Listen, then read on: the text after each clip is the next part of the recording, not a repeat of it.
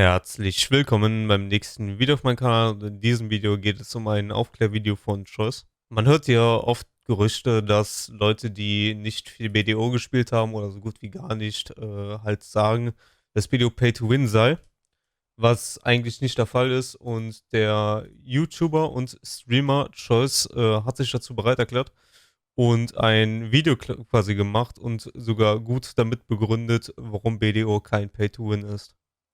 Ich habe mir das Video letztens mit den Zuschauern zusammen im Stream angeguckt und ich dachte so, mach mir mal ein Video darüber, beziehungsweise ich schneide mal ein Video daraus. Und ich würde sagen, es geht los.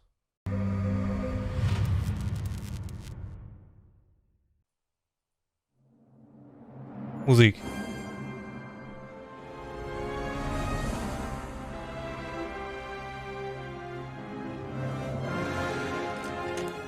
Yo, what is up guys? I'm bringing you a brand new video and welcome to my topic of Black Desert Online and Pay to Win. For those of you guys that are unfamiliar with me and to ensure you that I'm not a random MMO reviewer on the internet who has an ignorant take, my background in this game is that I have played BDO for 6 years in North America and I'm currently in the top 10 richest / geared players in the game, so I have a very veteran's perspective of this game. Das war von der 700 Gearscores Challenge. Hab ich erzählt, der hat eine 700 Gearscores Challenge gemacht. In 55 Tagen und der hat nur 60 Euro ausgegeben, also $60 umgerechnet. Ist ein NA-Spieler und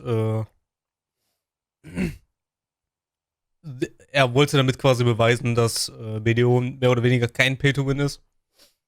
Und hat es damit bewiesen. Also, last month I completed a 55-day journey where I took a brand new account with nothing on it and I got it. Also er hat Anfang Season gespielt. Der hat quasi mehr oder weniger mit Tuvala angefangen. Er hat auch den ganzen Büchern alle gemacht, die AP, DP bringen. Where I took a brand new account. Hier, da sieht man das nochmal. And I got it to the top 6% of all geared players in this game, which is 700 gear score, all in preparation for. Hier sieht man nochmal eine Abbildung, das war, glaube ich, beim Kalfienball. Hier sieht man auch so, also unten sieht man quasi die Tage hier, November und Juni, sieht man ein bisschen wie den Schulen nicht. Da kann man quasi sehen, wie viel Prozent der Spieler wie viel Gearscore haben. Ich glaube, das waren. Sieht so aus, als wären das 20%. Ich glaube, 20% der Spieler haben 651 bis 700 Gearscore. Und ich glaube,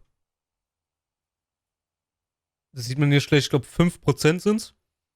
5% der Spielerbase NA und EU haben 701 plus. Gear score, all in preparation for this video to give you guys a real take on the state of Black Desert in 2023 and how the cash shop has helped or hindered my experience in the game as a new player and how it affects me as a veteran player. Let me first start by saying that BDO has a notorious reputation for being a pay-to-win game, but as it stands, I simply think that it ganzen Memes is untrue. And the rest of the tone of this video is going to be explaining why I think things have changed. But before you go running off into the comments, I encourage you guys to watch this whole video because I acknowledge that most rumors are derived from a place of truth at one point or another. And I'm going to explain that things have simply just changed over time.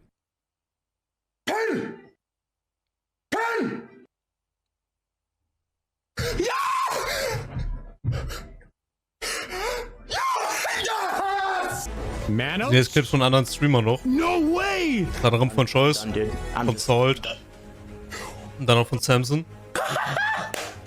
Yes!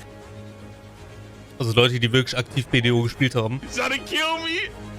Und immer noch in BDO aktiv spielen.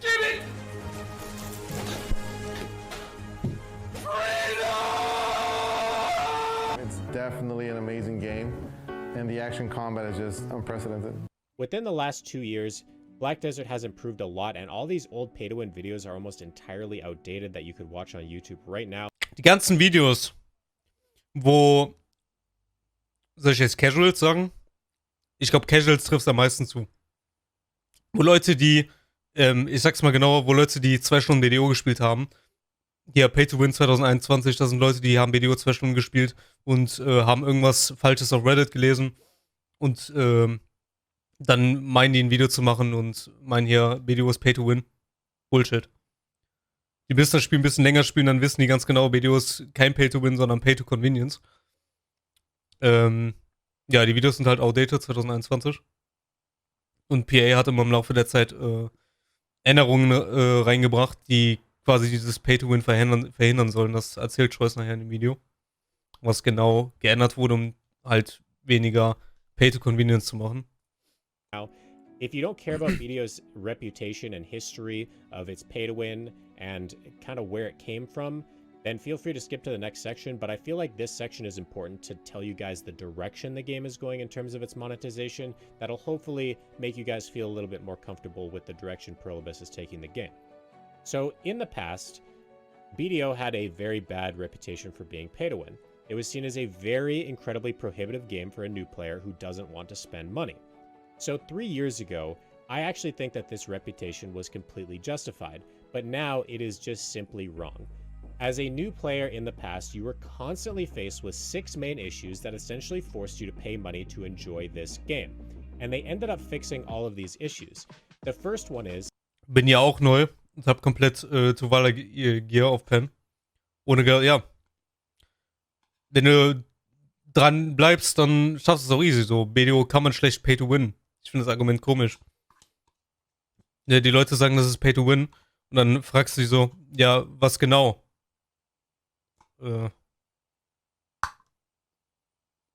Wie sollen die da eine Antwort geben? So, die haben das Game nicht mal gespielt. Silver, when you collect silver in the game, which is the primary currency from killing monsters, it had a weight. And you have a... Ganz guter Punkt. Vor ein paar Jahren hat in BDO Silber noch Geld noch gewogen.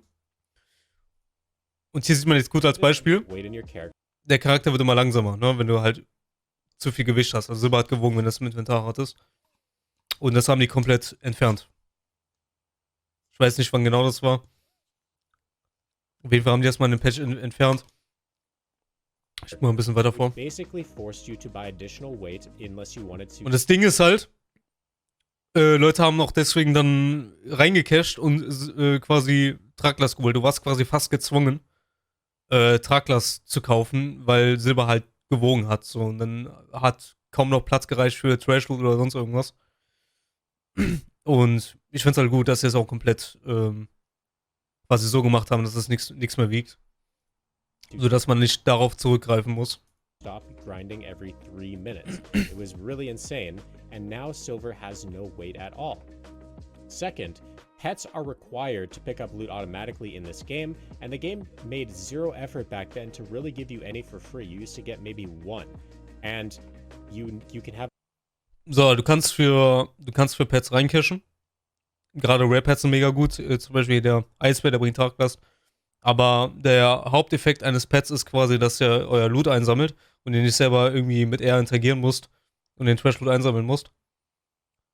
Es gibt aber auch viele Quests unter Vorschläge, wo ihr Free-to-Play-Pets kriegen könnt. Und wenn ihr euch täglich einloggt, kriegt ihr gerade als neuer Spieler auch manchmal Pets umsonst.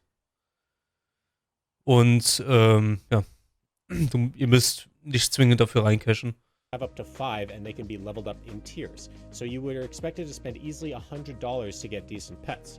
Third, your inventory management was also really bad at grind spots because items... Gutes Beispiel. Helms oder die ganzen alten BDO Grindspots. Da hat man ja damals die einzelnen Waffen hier von diesen Kisten einzeln gedroppt. Ne? Und der Effekt davon, also der Nachteil war halt davon, die stacken halt nicht und Inventar war komplett voll. Man musste quasi für Inventarslots reincashen. Mehr oder weniger, um mehr Platz zu haben. Und das haben die quasi verhindert, indem die diese ganzen Waffen in diese Box umgeändert haben. Das heißt, ihr macht Rechtsklick drauf und dann kommt irgendeine random Waffe raus von diesen Grindspot, Helms oder so. Als Beispiel. did not stack in convenient little boxes, causing you to run out of inventory space, which would cost another $60. Fourth, maids, which allows you to move items from storages remotely, were super scarcely given out. They used to give you 1 for playing for like 10,000 hours, and now... Also es gibt Maids, womit ihr von der Ferne Sachen ins Lager reintun könnt. Und ihr kriegt quasi nach 10.000 Stunden, okay, ist eine Menge, wenn man aktiv spielt. Aber BDO kannst du, wenn du was anderes zockst, kannst du BDO minimieren und die Zeit läuft trotzdem noch weiter. Von daher Ihr kriegt ab 10.000 Spielstunden eine Auswahl zwischen Lagermate und Zentralmarktmate. Also könnt ihr die quasi auch Free-to-Play kriegen. Ich springe hier weiter vor. That was about it. And they have a 20-minute cooldown and they sell them for $12 each. Fifth, the contribution points to invest in the auto Mehr kommt er nicht. Und unter anderem kriegt ihr auch ab und zu mal bei guten, gerade neue Spieler als Login-Belohnung quasi Mates, die normal Echtgeld kosten, kriegt ihr for free, wenn ihr euch einloggt. Ja, spielen wir weiter ab. Versus through the worker system used to matter a lot, and you felt inclined to purchase more storage slots in towns because you needed your CP for those workers instead of being able to invest it into more storage spaces in the towns. And it was $45 per town for max slots. And finally, the tagging system used to not exist.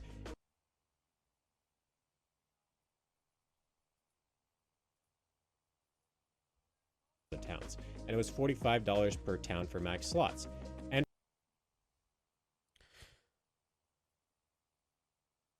Damals waren die Lager, ich glaube, die Lager waren damals teurer. Das meint er. And it was $45. Kannst quasi für Lager, also mehr Lager in Slots könnt ihr reincashen. Und ich glaube, das war damals teurer und das haben die irgendwie verringert, so wie ich das verstehe hier. Per town for max slots. And finally, the tagging system used to not exist. And if you wanted to try a new class, you felt inclined to pay $100 for So. Wichtig. Die Leute, die damals BDO gespielt haben.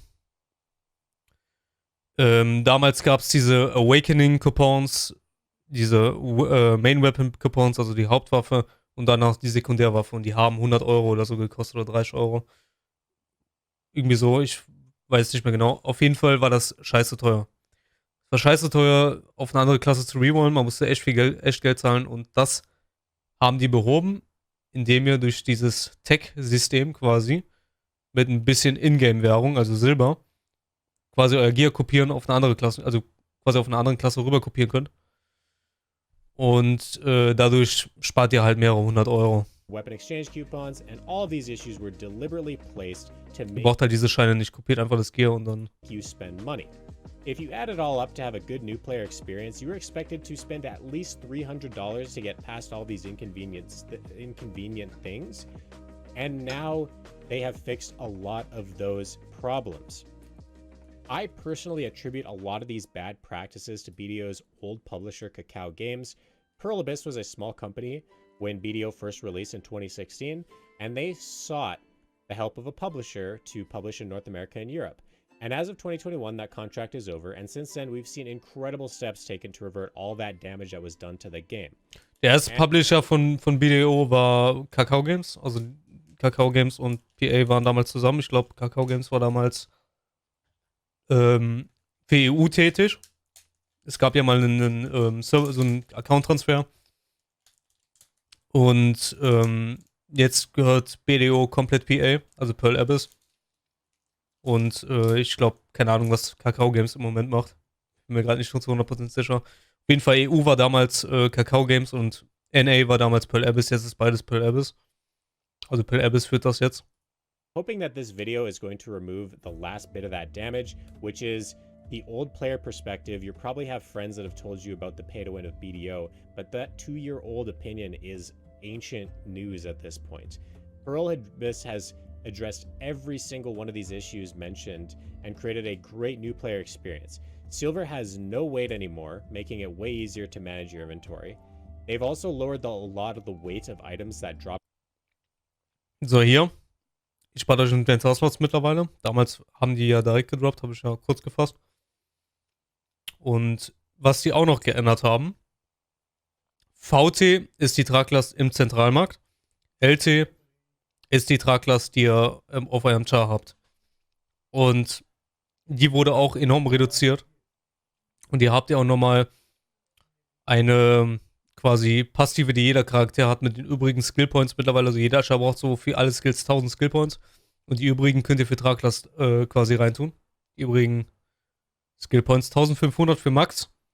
Und da sind dann insgesamt 150 LT. Also ihr seid nicht mehr gezwungen, irgendwie für Traglast reinzucashen. Ihr könnt auch komplett Free-to-Play spielen. Ja, Pots haben die auch Gewicht reduziert. Ein LT. drop at grind spots, making weight effectively not required. On my new account, I purchased no weight, and I was not bothered at all, going all the way to 700 gear score. Was Choice noch erwähnt hat, er hat auf seiner 700 Gearscore Challenge auf seinem EU-Account keine Tragklasse geholt und keine Inventarslots, alles for free. Pets are now given to you quite abundantly. Within the first days of playing, you obtain 8 pets just by doing the season questline up to Medaya and claiming login rewards. Inventory management is not an issue. Green grade items drop in stackable boxes now. Maids are frequently given through attendance and codes and logging in regularly, and a few quests and the season pass. And on my 700 gear score account that was 55 days old, I have 27 maids. Like, they give them out quite. Das ist krass, ne? Sein Account ist 55 Tage alt. Und er hat mit, also Lagermate und Zentralmate gerechnet, 27 Stück for free. Er hat nur 60 Euro eingecasht. Da soll mal einer sagen, BDO ist Pay to Win. quite frequently. And as for the contribution points and worker system, like, that's not as relevant anymore, so therefore you can invest your contribution in buying actual storage through your efforts in the game rather. Was ihr nochmal meint, mit CP könnt ihr quasi hier Lager holen, ne? Also ist nicht Pay to Win, ihr könnt auch mit Beitragspunkten eure Lager erweitern. Ihr müsst nicht zwingend dafür reincashen. Than spending money, which is amazing. And with the new Magnus storage being accessible from everywhere, which they added in October, it makes Mega geile Änderung, Magnus. Ich kann nicht mehr ohne. Wenn ihr einmal die Magnus-Quest-Reihe gemacht habt, könnt ihr auf jedes Lager zugreifen. Das ist mega geil. Ihr seid, sagen wir mal, in Velia, wollt was aus dem Heidelager rausnehmen. Ihr müsst nicht extra nach Heide reiten, sondern ihr könnt es direkt rausnehmen. Genauso wie wenn ihr in Velia steht und was aus Valencia rausnehmen wollt, könnt ihr es einfach machen. Und ihr könnt ihr habt viel mehr Lagerplatz dadurch, ne? Automatisch. Zum Beispiel, was ich jetzt zum Beispiel auch gemacht habe, ich habe die ganzen Gamble-Kisten bei Arehasa hingelagert. Und Arehasa habe ich nie als Lager benutzt, so. Der geht schon Arehasa. So. Ne, da habt ihr jetzt zum Beispiel viel mehr Platz. storage space super trivial because you can use storage from all over instead of just one area.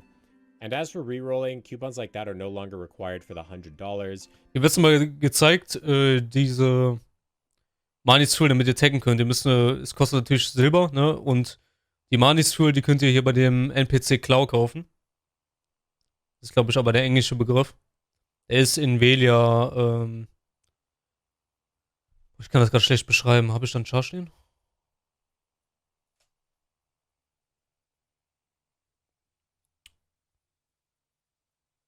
Der steht... Genau hier. Clow heißt auch auf Deutsch. Könnt ihr Money-Tool holen, kauft ihr, könnt ihr euer Geo kopieren. Ne? Verbindet den Char natürlich hier. Kopieren, denn die müssen in derselben Stadt sein und dann könnt ihr Gegenstandskopien machen und das kostet halt eine gewisse Anzahl an Manis-Tool. Ich kann es gerade schlecht machen, weil ich meine Guardia an den Berse getaggt habe. Ja, warte mal. Zack, zack, zack, zack. Gucken wir das Video weiter. Because you can duplicate your gear for a small silver fee, which is earned in game, and it takes a couple hours of effort. Und die Menge an Manis-Tool orientiert sich an, also das Geld, was ihr dafür ausgibt, orientiert sich an den 3 Hauptwaffen, die ihr habt. 3 Penblexes kosten natürlich 4,5 Milliarden. Und wenn ihr halt keine Penblex oder so habt, ist es natürlich wesentlich günstiger. Zahlt ihr viel weniger. Ich glaube 1,5% vom Waffenwert war das. Glaube ich. Ich habe nie drauf geachtet. Ich habe auf jeden Fall 4,5B bezahlt für 3 Penblexers. To try a new class, removing that $100 cost completely. So they've fixed all of those primary 6 reasons that the game was so prohibitive in the past. So after all these improvements, where are we at with pay to win and BDO? My 700 gear score account that I leveled up from practically nothing in 55 days cost me a total of $60. Hier ist es nochmal erwähnt. Ich habe das Video der Folge geguckt und die Streams von Choice manchmal geguckt. $60 daraus gegeben. Ist $60 Pay to Win? Für 700 Gearscore? Klar, er hat Knowledge. Er ist kein neuer Spieler. Man kann auch nicht als neuer Spieler davon ausgehen, dass man in 55 Tagen 700 Gearscore schafft. Okay, war bei ihm ein bisschen Meme mit Ronaros Ring, wie man hier sieht. Aber keine Ahnung. Der hat auch eine Menge gespielt, aber trotzdem. Können das auch ohne reincashen 700 Gearscore schaffen. Das wollte er quasi damit beweisen. With plenty of pearls left over, and I honestly Er hat 60 Euro reingecasht, das waren die Pearls, die über waren und ich habe es glaube ich im Stream noch erwähnt, ich glaube als neuer Spieler kriegt ihr eine Double Pearl Box. Das heißt, ihr zahlt 60 Euro und kriegt Perlen im Wert von 120 Euro. Und ja. did not feel Außer ihr habt mal BDO gekauft, habt euch eingeloggt und dann wieder ausgeloggt, dann habt ihr das Angebot wahrscheinlich nicht. hindered Weil ihr BDO dann schon länger besitzt. I think that if you want all the luxuries that this game has to offer in its cash shop, $60 will get you every permanent luxury, plus it'll cover you for 6 months of value pack, which is essentially kind of like the game subscription fee, which after the 6 month is over may cost you between $10 and $15 per month if you want to continue to get the most convenient optimal gameplay as a low spending player. If you wanted to not pay to win at all though, I do have a video that gives tips and tricks. Free-to-play, Tipps and Tricks, vor BDO. Ist ein Video von Scholz. Wie man raushören kann, ist das ein englischer BDO, also bekannter englischer BDO-Streamer und er macht auch Videos. Wenn ihr BDO Free-to-Play spielen wollt, könnt ihr das Video von ihm gucken. Gibt einen oben bei YouTube Choice Free-to-Play, dann müsst ihr das Video auch finden. Fully free, and I will link that in the description. Hier sind nochmal die Quests. New Free Pet Quest. Unter Vorschläge. Und dann hier sieht man das dann I nochmal. will say that $60 gets you the 3 most Schon einiges, ne? Black Desert, which is the remote campsite, the Naphart campsite, which lets you buy potions and repair remotely, Celestial Horse Whistle, where you can call your horse from anywhere, and then number 3 is having a value pack active at all times. But they do give you enough value pack benefit for the first 3 months without having to worry about it as a brand new player, and through the magnet Wait, what? times. But they do give you enough value pack benefit for the first 3 months without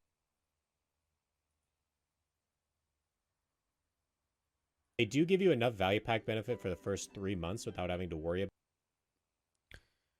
Die verschenken an neue Spieler ein Value Pack, was für 3 Monate ausreicht. Das ist geil. About it as a brand new Man zahlt ja nochmal 15 Euro, glaube ich, nur an dem Value Pack Buff im Monat. player, and through the Magnus and stuff like that. But it is kind of a hassle not being able to get around the additional marketplace tax of not having it, which is why it seems pretty essential to me. Also, as a new player, for the first 2 months, they offer you a 2-for-1 Pearl Pack, and that is 60. Das ist das, was ich meinte. Als neuer Spieler kauft ihr euch das ja für 60 Euro, ne? Und kriegt halt das Doppelte, ne? Ihr kriegt halt 2 Pearl-Boxen, sieht man hier zweimal. Plus, ihr kriegt einen 30% Rabattcoupon, den könnt ihr direkt für ein Zelt benutzen. Und ja. So habt ihr quasi, zahlt ihr im Grunde 60 Euro für BDO. Which gets you $120 worth of pearls. There's also a 50% discount coupon after day 19 of logging in. Und hier sieht man da gerade auf Tag 19. Kriegt ihr nochmal 50%. Hier kriegt ihr auch nochmal einen As a new player, Rabattcoupon. you can use on probably what would be your biggest purchase, which is the Naphart campsite. So if you do Wenn ihr dieses 50% Ding habt, dann direkt für Zelt benutzen. Wenn ihr Neuspieler seid. Dann zahlt ihr vielleicht 15, 20 Euro. Roundabout. that you can use on Mit Angebot. what would be your biggest purchase, which is the Naphart campsite. So if you do end up liking BDO upon starting the game, it is kind of recommended that within the first couple of months you decide to spend that $60 if you can see it as a game that's going to be a long-term game for you. So to go from feeling hindered by almost everything anywhere you step in the game and spending at least $300 to get you started in the game, down to playing the game for free is a real option, and to get all the conveniences of essentially my 6-year account, I felt very, very well taken care of with $60 on my brand new account, is quite a huge leap in a great direction for the game. Now I can hear you saying, Choice, What about credit card whales? Won't they be at a huge advantage and just kill you in this open world PvP game? And the answer is, pay to win in BDO is exceptionally prohibitive to the point where very few players actually do it, and your chances of running into a player that is paid to win is insanely low. Not only that, but there is no gear that you can't obtain as a free-to-play player, making it far more common that if you're getting your butt kicked in PvP, it's from somebody who actually played the game and earned their gear, than it is. Wie soll ich das erklären? Also Leute, die BDO quasi Free-to-Play spielen und quasi viel Erfahrung gesammelt haben durch das ganze Spielen, sind natürlich vom Skill-Level, gerade im PvP, wesentlich erfahrener als ein Spieler, der gerade mit BDO anfängt und direkt 1 Million Euro oder so reinbuttert. Ne? Jetzt ein bisschen übertrieben gesagt. Running into a pay-to-win player. 999 out of 1,000 times, if you are weaker than another player, it's because they've played more than you, not because they have. So, der Grund ist, warum quasi ein Free-to-Play-Spieler, der lange gespielt hat, besser ist als einer, der direkt mit BDO anfängt und reincasht. Warte mal. If you are weaker than another Der Grund dafür ist halt, dass er länger gespielt hat und mehr Erfahrung gesammelt hat, gerade im PvP und allem. not because they have spent more than you. That is how Und nicht, weil der Free-to-Play-Spieler viel reingecasht hat, sondern weil er einfach viel gespielt hat. Das ist das, was ich ja auch im Stream gesagt habe. So, Zeit in BDO rein zu investieren, ist das größte Value. So. Hat viel höheren Impact als rein zu cashen. I legitimately don't even think about it, and I think the majority of players don't think about pay to win at all. But if people do pay to win, it actually benefits you as a free-to-play player, and everybody that I know that plays BDO loves when people pay to win. Because the standard way that people pay to win is by selling costumes on the market.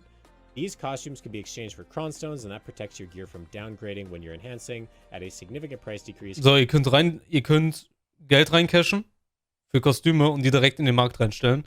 Und andere Leute, die quasi BDO Free-to-Play spielen und sich das über Ingame kaufen, denken sich, oh geil. Ich kriege die Cons günstiger, indem ich diese Kostüme quasi beim Schmied zu Cons umwandle. Dann zahlt er irgendwie, keine Ahnung, 1,3 Millionen pro Kronstein und das ist halt günstiger als beim Schmied. Beim Schmied zahlt jetzt 2 Millionen. Und das ist halt auch gut für die Free-to-Play-Spieler, dass es auch gewisse Leute gibt, die ordentlich reincashen. Weil es lohnt sich nicht, Kostüme zu kaufen für and then you use those crowns to protect your upgrades. It's a win-win. And pay-to-win players are also limited to selling 35 costumes per week, but this number is actually as low as 5 per week if you have not played the game enough to get your family fame higher. Using data from BDO's Marketplace API, we can actually tell how many people pay to win on a week-to-week basis. Using data from this last week, which this last week is BDO's 7th year anniversary for North America, it is probably the best sales you'll ever see on costumes. So there is a high influx of sales right now on the marketplace, and there were roughly 11,000 costume sales. If we make the assumption that the source of these costumes are from the whales that max out their 35 sale limit, that means 300 people paid to win this week in BDO.